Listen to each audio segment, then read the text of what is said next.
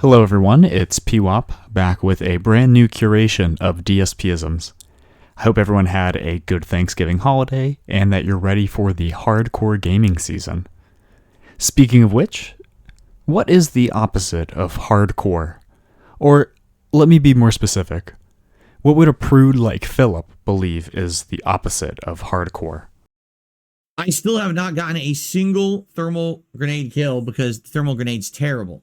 All right, so listen, hardcore was fun, but let's go back to regular for now, regular core as they say, for a few matches so I can at least get these secondary kills.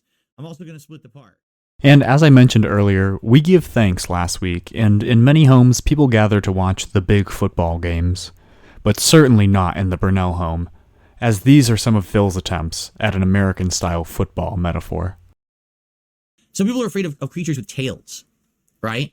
They're like, oh, it has a long tail that scares me, it freaks me out. Why? Why would that freak you out? Or I don't get it. Why would you be afraid of a rodent with a tail? That's odd. I think that they're very cute.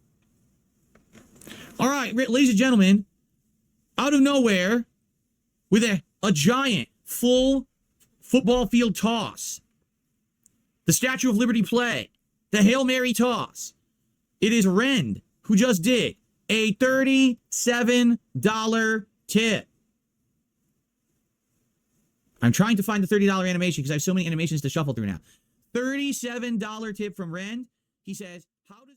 And we don't have time to hear what Ren said, and quite frankly, we don't care. Here's a couple that were harder for me to find this week on PigPigo, but I had them in my notes. He said that people messaged the bankruptcy attorney and the bankruptcy judge about mistakes in his filing, as well as saying he was getting mashed up with pattern-playing scrubs on Street Fighter. And one of my favorite bursts from the past was when DSP said that because the weather was nice out, he said that the weather was supporting the outfit that he was wearing. And now, I finally have the parody of another clip to go with that one. No one cares about them or what they say. I'm talking about these people who have brought me up time after time after time after time after time in their content as the joke, the butt of the joke, the whipping boy. But now DSP is willing to come on and talk with them. Let's do a crossover event. I'll go on your show. You come on my show. Let's do this. Let's have a special. Let's have a neutral ground to appear on. Oh, no, can't do that. Well, then why the fuck did you talk about me for years? Now that the ground is becoming more fair, oh, no, I can't do that. Okay, Mr. Million Sub YouTuber, Mr. Gets hundreds of thousands of views on every video you put out, particularly ones about me that crap on me. But now that the tables have turned, and people want to see me clap back, you don't want that opportunity. You want to shut down that avenue. Okay, well, that's on you. I mean, it's pretty disingenuous. That's what I'm talking about. No one is talking about my detractors. No one wants to talk about my detractors or talk to them. They're losing. And I had to get the hook there, like in the Oscars, and pull Philip off the stage because he wouldn't stop talking there.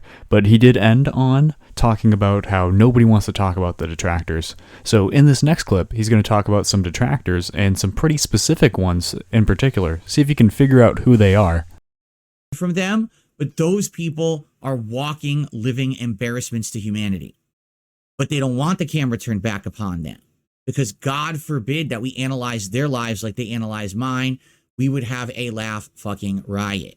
I mean, there's people who sit there all day doing podcasts 2-3 times a week that all they do is talk about nonsensical minutia in my life.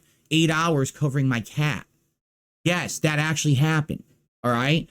People who say, oh, I'm just going to literally restream every single piece of content that Phil does without any commentary on it to pull views away from him. Squeeze me? You're going to do what? You're literally going to sit here and stream every moment I'm streaming? So what are you going to be doing in your real life during that time? Nothing. Sitting there. And this is your life. But I'm the one who's pathetic. Really.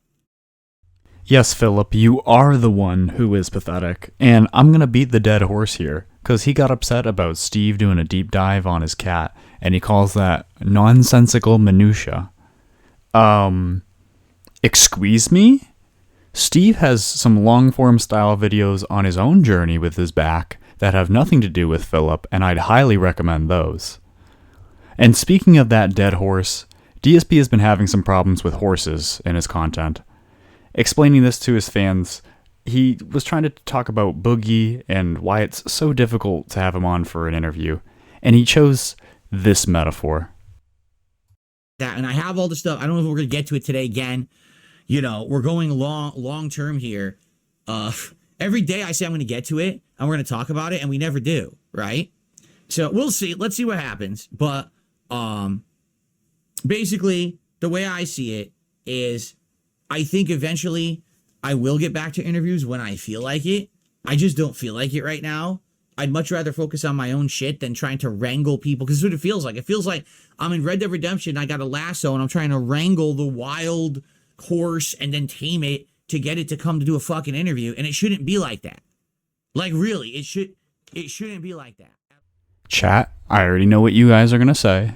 This is pre-recorded, and I already have to give you the warning. Thin ice. We do not need any jokes about Catherine during this segment. As a wise man once said, that dead horse has been beaten to death, correct?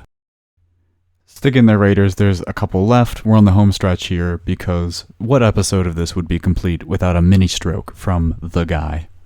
Spawn Killer to me did a $2 super chat. Says, I thought you enjoyed Black Ops. I do. The gameplay is sound. The connections are ass. Like I said, when I'm in the match, that's the 10, 12 milliseconds. It's fun. It works. Then I can get kills. Then everything registers. When I'm in these 30 millisecond matches, that's the skill-based matchmaking triggered, and now the match is laggy shit, and it doesn't work. So I just don't want to play it.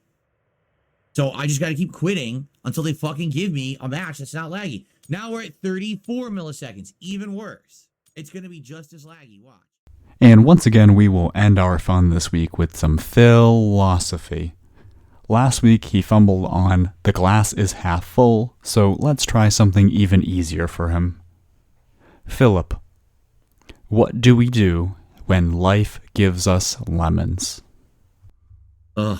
All right. Well, sorry I couldn't entertain you with that slop, but I can't make lemonade out of rotten lemons. You know what I'm saying? Like, again, it's a silly party game. So. Close, but not quite. Just this once, I'm going to give you a second chance, Philip. What do we do when life gives us lemons? Have a good time. Like they say, you make lemonade out of lemons. I like Call of Duty. I'm not disappointed to play Call of Duty today. I just had no plans to do so. Well, fortunately, I've been around the clock a few times, so I've come to start to expect these things from Philip. Big ups to everybody. That's it for today's episode, and enjoy the rest of today's podcast.